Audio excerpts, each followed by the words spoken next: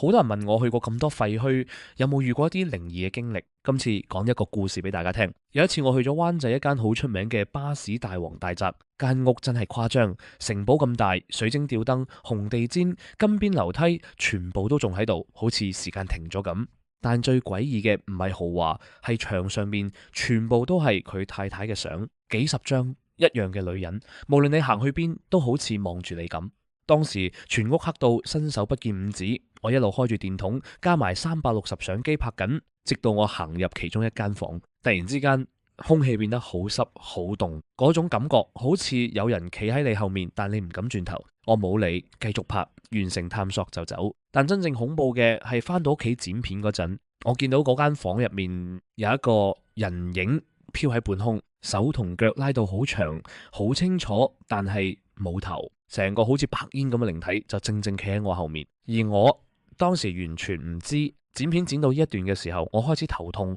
越睇越唔舒服。我先發現原來嗰間房唔係冇人喎，